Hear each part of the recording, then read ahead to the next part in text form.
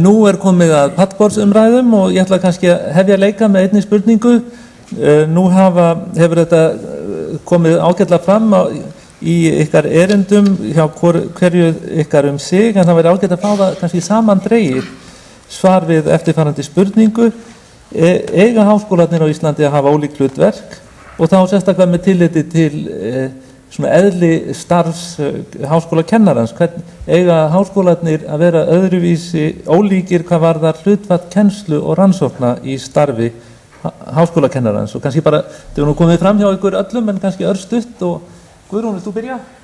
Já, ég held að við getum hugsað okkur þessi tvö módel, svona college-kerfi og kennsluháskólakerfi og rannsóknarháskóla, en ekki Háskóli Íslands, hann er náttúrulega rannsóknarháskóli.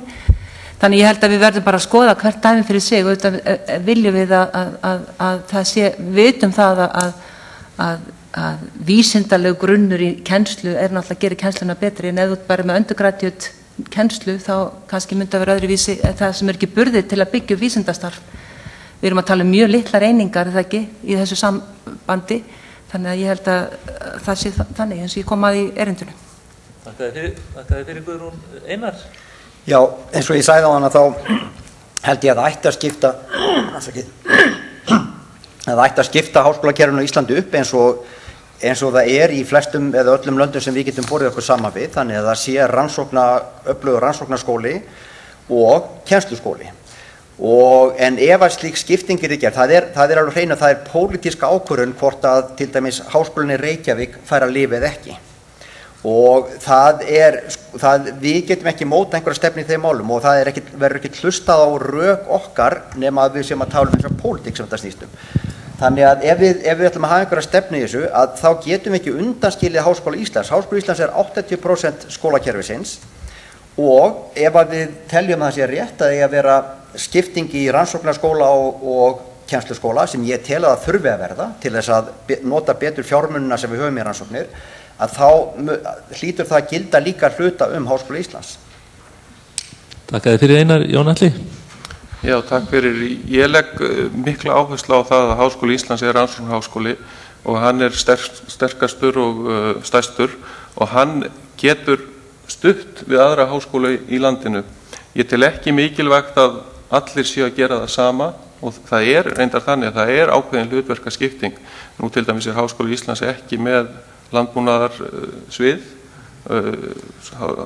landbúnaðarháskólinn á Hvanneyri er með það og Hólaskóli er líka annar landbúnaðarháskóli, en ég tel að það sé mjög mikilvægt að þessi skólar starfi saman. Háskóli Íslands á ekki að gína yfir þeim, en ég tel eðlilegt að það sé ákveðin verk sem unnin í öðrum háskólum. Háskóli Íslands er þessi alhliða háskóli sem kennir bæði grunnnám, framhaldsnám, meistar- og doktorsnám, býður upp á alla sína greinar, en hann á ekki að gína yfir og aðrir geta haft annað hlutverk. Takk ykkur fyrir. Geir Sigurðsson hefur góðfúslega fallist á að hlaupa lappa með mikrofóninn, en nú er orðið laust og ég sé að það er ein hönd upprétt hér. Og gjörðu svo að segja til nafns.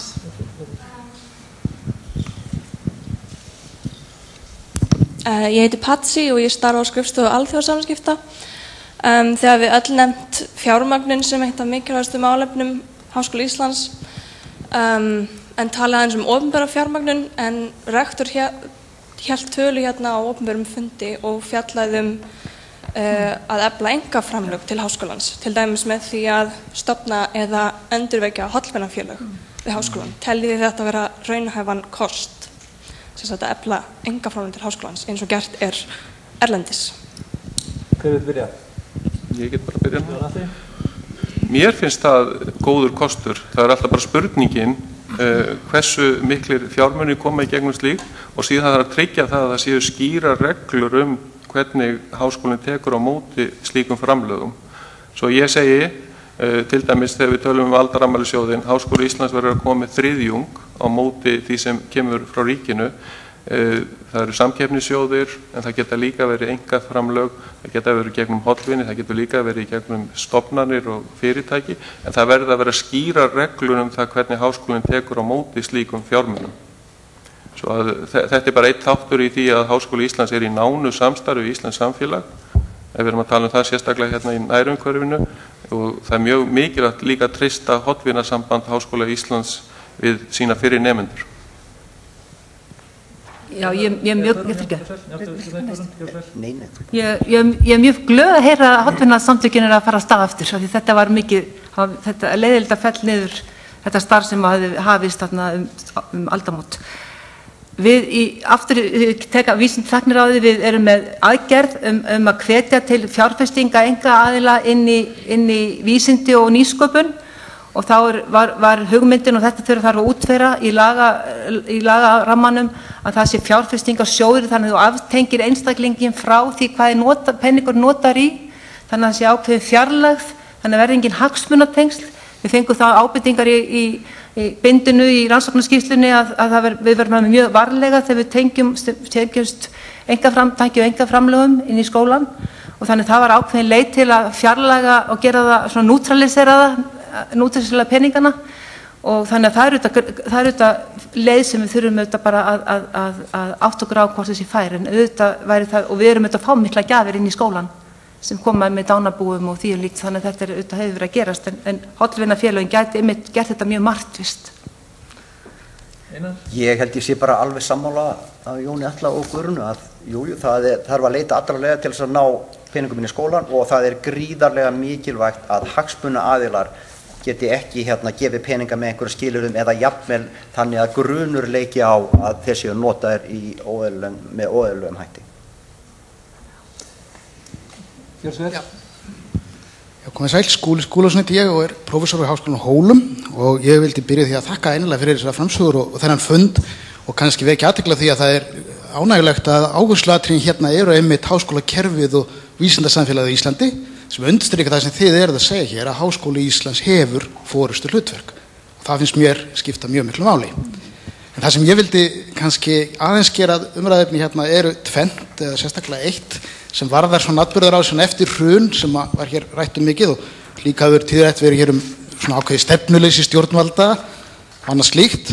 En það er þó tvennt sem mér langar að draga fram sem er að mínum mati til fyrirmyndar í atburðarás í skipulagi háskólakerfisins eftir hrun, og það er annars vegar gæðaráð háskólana og starf þess sem hefur komið hér talsveit inn á, og hins vegar er það net opinberra háskóla sem Jón Atli nefndi, og net opinberra háskóla var stofnað 2010 og var mikil vinna lögð í þetta, mikil fjármunir hafa fylgt þessu og mikil hefur gerst, sem að ég fyrir mitt leyti hefði gjarnan viljað sjá meiri umfjöllunum í háskólakerfinu almennt, komandi frá skóla sem hefur notið mjög góðs af þessu neti, og net af þessu tægi eru í mörgum löndum, og það kemur vel til greina mínum mati að það sé útvíkkaðs með fordæmi til með Bandaríkjanna eða Svíþjóðar eða Skotlands, og sem sagt forystu hlutverk Háskóla Íslands í þessu neti er alveg ótvírætt, og ég er bara svona, vil að gera benda á möguleika nýs rektors til að tryggja það forystu hlutverk enn frekar með því að efla þetta net. Ég er svona aðeins að reka áraður fyrir þessu heyrið. En mér langar svona að heyra viðbrögð rektorsefnana við þessu sem ég er að segja. Takk fyrir. Takk fyrir, Skúli. Einar, vilt þú byrja? Já, sko, ég þekki þetta net náttúrulega afar lítið af því að ég hef ekki starfað hér á landi í 5 ár.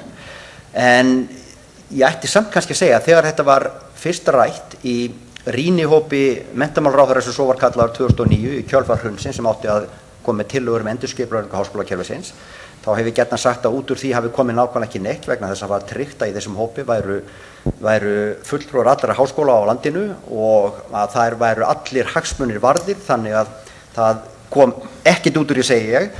Það kom þetta samstarfsnet út úr því, en það var líka bent á það af mörgum, af minnst 3 sem sátu í þessum rýnihópi, að þarna var verið að setja mikla peningi að leysa meint vandamál sem mörg okkar þessum hópi litum ekki á sem eitt vandamál, því að við höfðum ég hefði meðal annars átt í samstarfi við Háskóla Íslands, þar sem við vorum með námskeið sem var með nemendur úr báðum háskólunum og þetta var leyst bara með símtali frá milli deildarforseta í viðkomandi skólum, og þannig að ég var svolítið ósáttur við að þetta væri eina útkoman, sérstaklega vegna þess að það var verið að búið til kerfi yfir eitthvað sem hafði ekki verið neitt teljandi vandamál áður hjá þeim sem að vildu koma á svona samstarfi. En ég er ekki að segja að sé neitt rangt við þetta og ég þekki ekki starf þessa nets. Það er auðvitað mjög gott að hafa samstarf á milli þessara háskóla sem eru í landinu og það kannski kerfi utan það.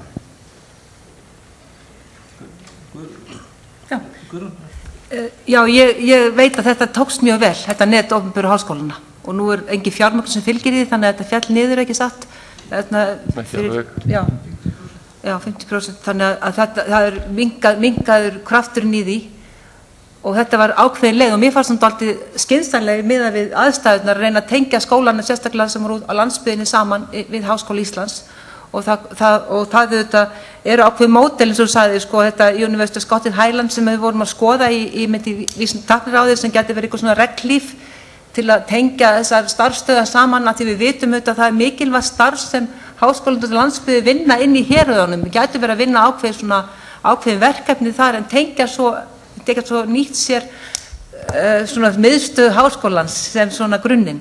Þannig að, og eins og segi, gæðara háskólanar til hinn punkturinn, ég held að það hafði ákveðin hluti gerst. Og við verðum auðvitað að átta okkur á því þegar það gerast líka og fagna því að því við erum ofta að kvarta svo mikið. Að við erum átta því þegar eitthvað kemur til bóta, þá ættum við að votta það. Ég er mjög ánægð með þessa starfsemi og aðkomu allra háskólana 4 að þessu. Það sem gerðist var það að það voru gæðamálin, þau voru tekin fyrir, varðandi dómnefndir og sameiginlegt mat og síðan stúdentaskipti, kennaraskipti, miðstöð framhaldsnáms spilar þarna inn í, svo þetta var mjög gott skref. Fjármögnunin er orðin minni, 25 milljónir held ég á þessu ári, en það að hafa komið með sameiginlegt upplýsingakerfi fyrir alla skólana, það þýðir það að það er mun auðveldara fyrir nemendur að fara á milli. Ég vil leggja áherslu á það að það sé formlegt hvernig svona samskipti eru. Það sé ekki eins og Einar er að segja, það sé bara svona símtöl. Ég held að það sé háskólar þurfa að vera svona í flestum tilvikum frekar formlegir. En þetta er bara mjög gott mál og ég tel mikilvægt að halda því áfram. Það er náttúrulega nauðsynlegt að fá peninga en það er mjög góður samstarfsgrunnur þarna og þarna kemur hlutverk Háskóla Íslands sem líka þjóðskólans mjög vel fram. Það komið að næst fyrirspurnin áður en ég hleyp honum að þá er engin, ég hef ekki orðið varfið að neitt annar væri að biðja orðið endilega, sko þarna, já, endilega gerir vart við ykkur vegna þess að við nógan tíma til umræðina. Gjörðu svo vel. Já, Gauti Kristmánsson heiti ég, prófessor í þýðingafræði. Mér langaði að spyrja sérstaklega Einar, hann hefur haldið því fram í ræðu og riti að 80% háskólakennara séu í raun og veru undirmálsfólk og þarna ætti að gera að kennurum einfallega og ég er svolítið undrandi að þessu hvernig þetta kom út í praxis, það er mín hugmynd. Hann hefur einnig mjög sterkar skoðanir á því að hvernig birtingar vettvangi og birtingu á tungumálum vill meina að það eigi bara að birta allar vísindaransóknir á ensku og mér langar að spyrja þá að því á þá að sem sé að banna fólki að birta á íslensku eða nota sem sé fjármögnunina eða rannsóknarkerfið til þess að útiloka það að menn geti birta á íslensku af því að þetta sé svo mikilvægt mál og það væri gott að fá að heyra líka frá Guðrúnu og Jóni Atla hvað þeim finnst þessi mál með sem sé rannsóknir og birtingar á íslensku. Já, takk fyrir þessa spurningu, þetta er gott að fá svar henni. Ég verð reyndar að leiðrétta það að ég hef ekki haldið því fram að það ætti að reka 80% kennara úr starfi sinni í rannsóknum. Þetta var retórisk spurning í fyrirsögn og þeir sem að lásu greinina sem ég skrifaði í framhaldi af þessu að þeir átta sig nú á því að það var ekki það sem ég er að leggja til. Það sem ég vil að verði gert með rannsóknarfé Háskóla Íslands er að það sé notað í þær rannsóknir sem standast samanburð á alþjóðavettvangi og það þýðir alveg sérstaklega að það er á að vera skylda rannsóknarfólks sem að fæst við rannsóknir sem að tilheyra alþjóðlegu samfélagi sem nánast alla rannsóknir gera að birta á alþjóðavettvangi og mér er til dæmis fyrirmunað að skilja eins og ég sagði áðan af hverju það ætti að vera eitthvað sér íslenskt við hjúkrunarfræði eða sálfræði eða læknisfræði eða flest svið að menntavísinda eða félagsvísinda. Ég skil ekki af hverju þar sem að það er rannsóknir sem gerir hér á Íslandi, af hverju það er aðalreglan ætti ekki vera svo að það er eigi að vera frambærilegar á alþjóðavettvangi. Og þá þarf auðvitað að birta á málum sem að alþjóðasamfélagi skilur. Ég tók líka fram áðan að ég lít sannarlega svo að það séu vissar sér íslenska greinar sem að þetta eigi ekki að gilda Það er að segja, ég ímynda mér að það sé talsvert af íslenskri sagnfræði sem að ekki eðlilegt að gera ráð fyrir að sé hægt að birta erlendis eða á erlendu tungumálum og það sjálfsagt mál að gera það. Ég vil semst ef við notum rannsóknarfjármagn okkar til þess að stunda öfluga rannsóknir sem standast samanburð í alþjóðasamfélaginu á langflestum sviðum, þá þýðir það að við erum að vera að taka þátt í þessu alþjóðasamfélagi sem þýðir að við verum að birta erlendum tungumálum. Hvað varðar hvernig þetta verður gert, þá mun ég ekki sem rektor taka ákvarðanir það hvar eigi að stunda rannsóknir og hvar ekki í tilteknum deildum eða sviðum. Og mér finnst þetta mjög mikilvægt að taka þetta fram. Ég vil hafa skýra stefnu fyrir háskólann. Ég er mjög ánægður með þá stefnu sem háskólinn hefur opinberlega varðandi það að verða öflugur rannsóknarháskóli á alþjóðavettvangi. Ég vil setja ennþá skýrari stefnu það hvernig við náum þessum markmiðum og það yrði síðan sviðsforseta og eða deildarforseta að ákveða hvernig þessu háttaði á hverju svið og í hverju deild. Þannig að ég myndi ekki sem rektor koma nálægt því að ákveða hvort tiltekin manneskja sem stundar rannsókn í íslenskri sagnfræði, hvort að hún í 0% eða 50% eða 70% rannsóknarhlutfalli. En markmið þetta að við eigum að setja allt okkar fé í öfluga rannsóknir sem standast samanburð á alþjóðavettvangi. Í þeim tilfellum þar sem að verður að taka tillit til séríslenskra aðstæðna þá á að gera það, en það verður alltaf að miða við þessi sömu gæði. Guðrún? Ef við hættum að birta á íslensku þá hættum við náttúrulega að hugsa vísindin á íslensku og ég held að það sé mjög hættulegt fyrir þjóð ef hún ætlar að geta hugsað áfram inn í framtíðina að gera það. Og líka við getum sagt að þetta hefur nú var til dæmis voru margir verkfræðingar voru brautriðundir í sambandi við nýjarðasmíð þannig að þetta kemur út úr öllum greinum mikil hugsjónum að maður vilji hugsa á sínu tungumáli. Mér finnst þetta leiðilega þessu tortryggni milli greina og ég held þetta tengist auðvitað vinnumatinu og auðvitað verðum við að hafa jafningjamat í vinnumatinu og við þurfum þess vegna þegar við erum að tala birtingavettvang, okkur vantar jafningjamatið á móti birtingavettvangunum inn í vinnumatskerfinu. Og þetta gerist þannig að það gætu verið algjörlega stórkostlega birtingar í íslensku sem birtast en við náum ekki að fanga þær en ef við fáum jafningjamat þá gætu við gert það. Ég held að þetta sé eitthvað sem við þurfum að hugsa þegar við þróum vinnumatskerfið áfram. En þessi tortryggni er mjög slítandi og mjög eiginlega niðurlægjandi fyrir greina sem vilja birta af því að áhrifin svo mikil að birtingum inn í vettvangin og þá erum við raun og verið að draga fólk frá vettvangi. Við verum að ná að skapa þarna jafnvægi á milli og ég til að rektor og bara háskóla samfélagi við þurfum að efna til umræðu í skólanum þetta opið af því við grassurum í tortryggni á móti öðru hinu sviðinu og það alls ekki að hinu góða. Þannig að þetta svona langt svar við þessari, en ég kemur úr íslenskum fræðum og við myndum aldrei hætta að birta á íslensku. Já, ég tel mjög mikilvægt að það sé áfram birta á íslensku við Háskóla Íslands. Það eru mjög mörg góð tímarit og það eru bækur sem eru birtar á íslensku og Háskóli Íslands mjög mikilvægur í íslensku samfélagi og ef hann myndi taka upp þá stefnu að íslenskar birtingar, að birtingar á íslensku væru ekki gjaldgengar, þá væri hann ekki að sinna hlutverki sínu. Svo ég segi þetta algjörlega borðleggjandi mál. Og ég styð mjög góða ritrýni en það eru mjög mörg góð tímarit sem eru birt hér og saga, skírnir, íslenskt mál, gripla sem dæmi og það að horfa fram hjá því að fólk geti birt í slíkum tímaritum, það finnst mér vera rangt. Mér finnst líka undirliggjandi í þessari umræðu og Gauti kemur inn á það að gera lítið úr starfsfólki Háskóla Íslands. Hér fólk almennt að standa sig gríðarlega vel og ég tel sem rektor þá eigum maður að standa á bak við starfsfólki ekki gera lítið úr því og það það sem ég mun beita mér fyrir og mér finnst það vera algjört grundvallaratriði og mér finnst líka eitt sem Einar segir sem svona talsvert umhugsunar efni. Hann talar einmitt að sviðsforsetar og deildarforsetar að ráða þessu. Það nú bara mjög hættulegt í íslensku samfélagi vegna þess að ríkir ekki almennt traust svo við erum að hafa það eins í huga. Má ég segja nokkur orð? Já, ég held að... Sko, í fyrsta lagi þá ég algjörlega ósammála því sem Guðrún segir að það þurfi að birta á íslensku til þess að viðhalda íslensku mála þessum sviðum. Í stærðfræði ekkert birt á íslensku, að sjálfsögðu.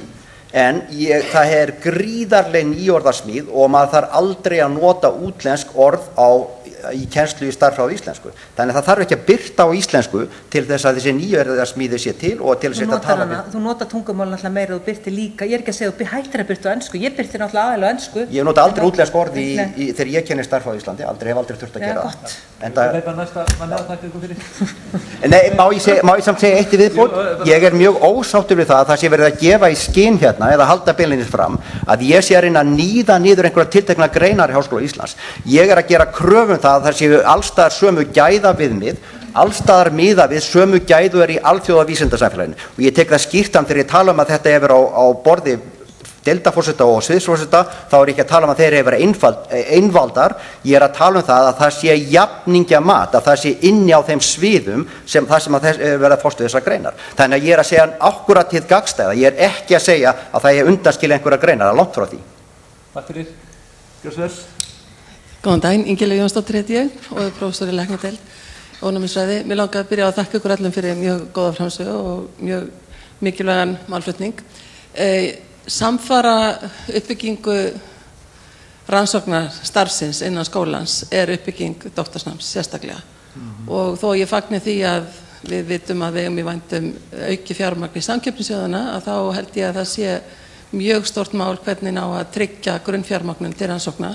Og það sem ég langaði kannski að heyra frá ykkur öllum, hvernig sjáu þið að sé hægt að tryggja grunnfjármagnun doktorsnámsins, ekki bara rannsókna við skólan.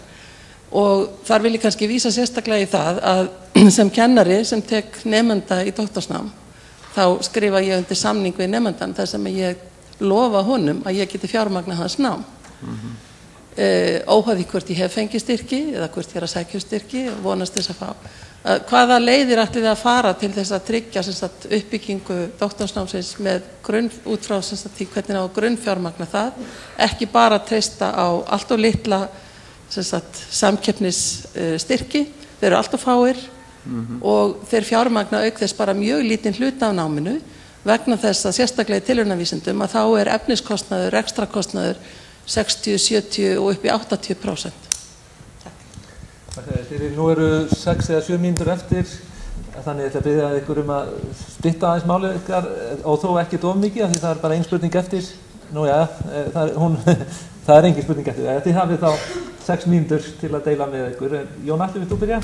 Já, þetta takk Ingilaug fyrir mjög fín spurning. Fjármögnunin náttúrulega algjört lykilatriði. Auknar fjárveitingar til Háskóla Íslands, það geta hjálpað okkur hvað varðar doktorsnámið. Og þá getum við skipt stærri köku og það mjög mikilvægt. Og þá getum við tekið tillit til ýmis sem við hefum ekki gert áður.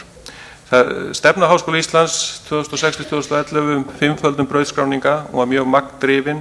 Við erum komin frá því, við erum ákveðnum þroskaferli og ég tel að við séum að stefna þangað að vera háskóli sem skapar almennilegt rannsóknar umhverfi fyrir doktorsnám.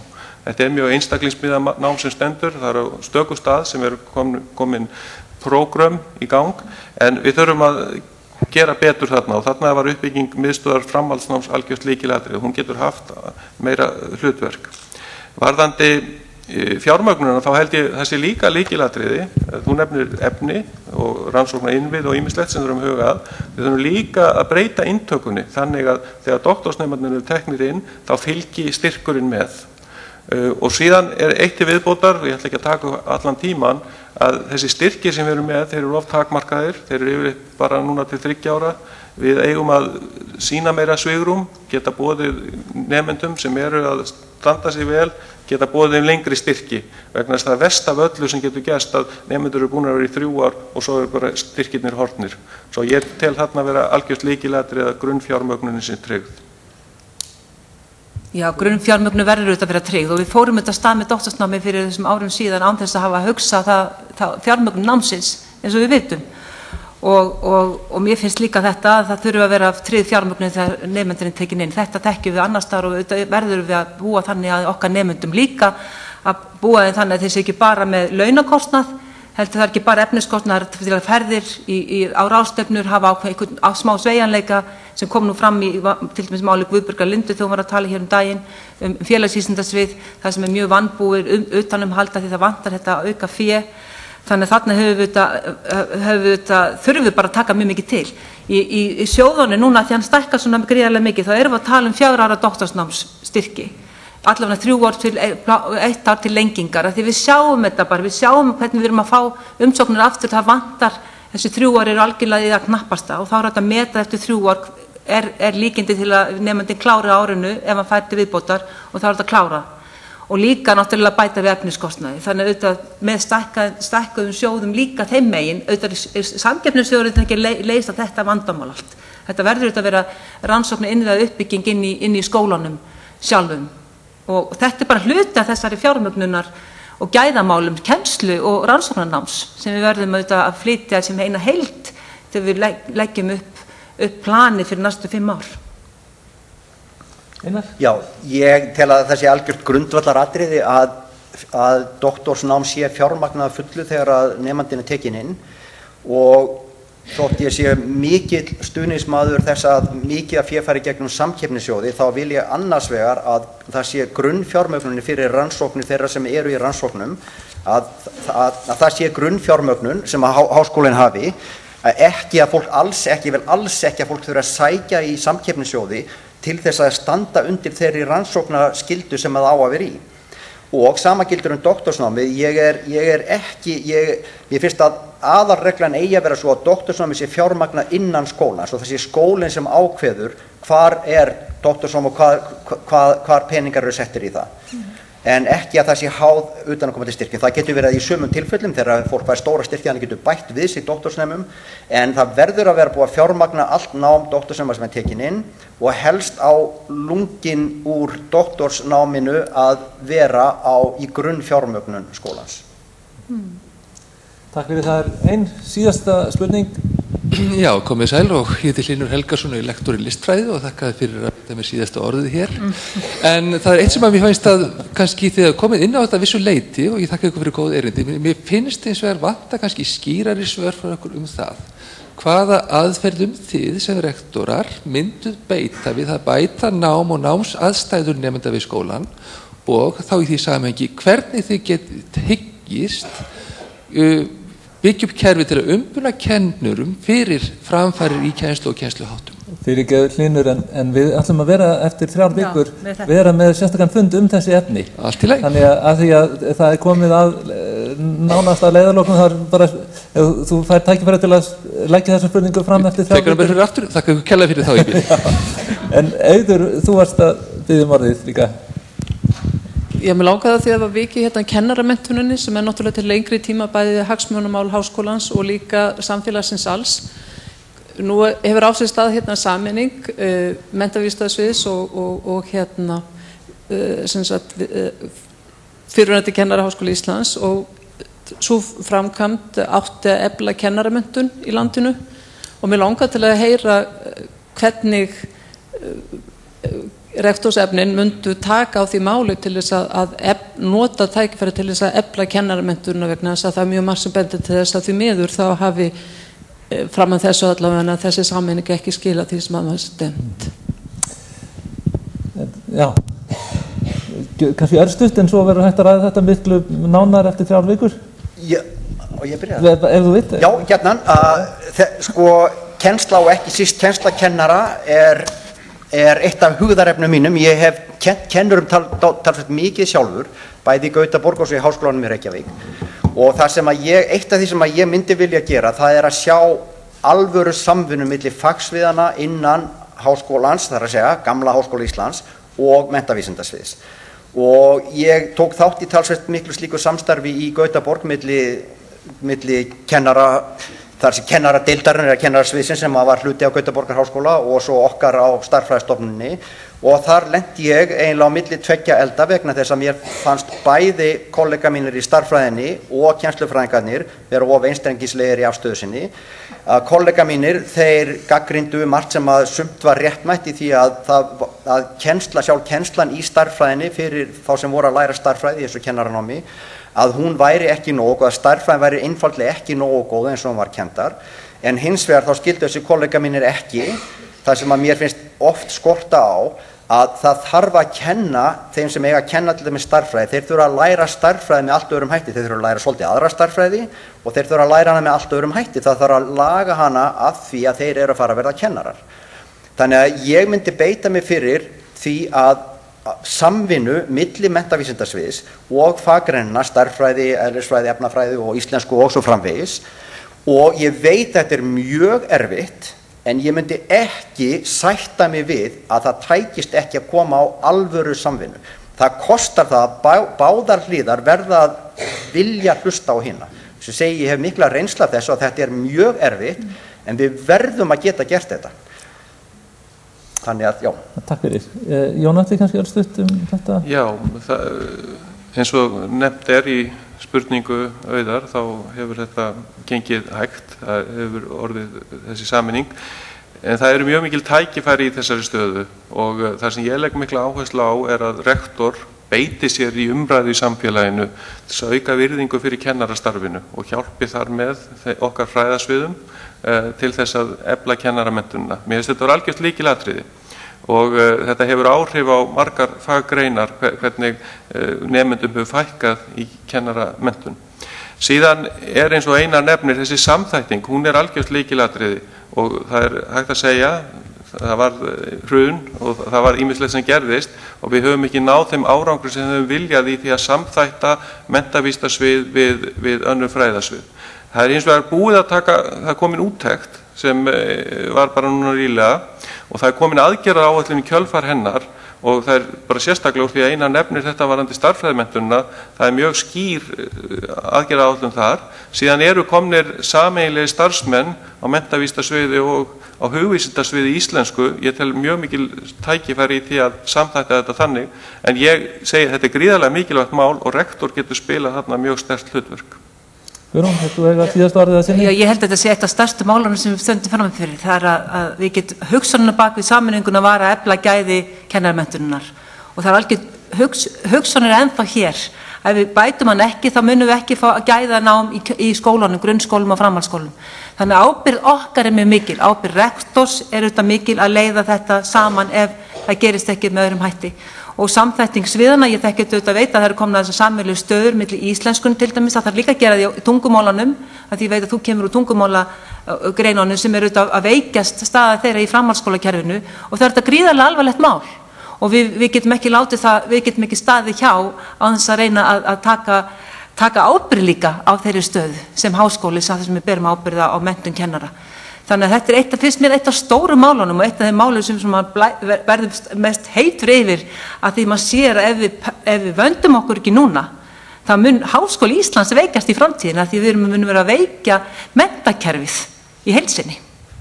Takk fyrir. Nú við erum komin að leiðarlokum í bili. Þið vitið öll af fundinum sem verður hér á sama tíma eftir 3 vikur og sem verður helgaður málefnum háskólans. Ég vil þakka ykkur öllum fyrir, ekki hlaupa burt á þess að njóta veitingana sem eru hér í boði Kristínar Ingólfsdóttur rektors, en ég þakka ykkur fyrir félagi prófessor og umfram allt þakka ég rektors frambjóðandunum fyrir. Það þarf hugrekki, fórnfýsi og eld, brennheitan áhuga á málefnum háskólans til að gefa kost á sér í þetta starf og takk ykkur fyrir mjög góðar umræður. Ég hlakka til að hitta ykkur aftur eftir 3 vikur.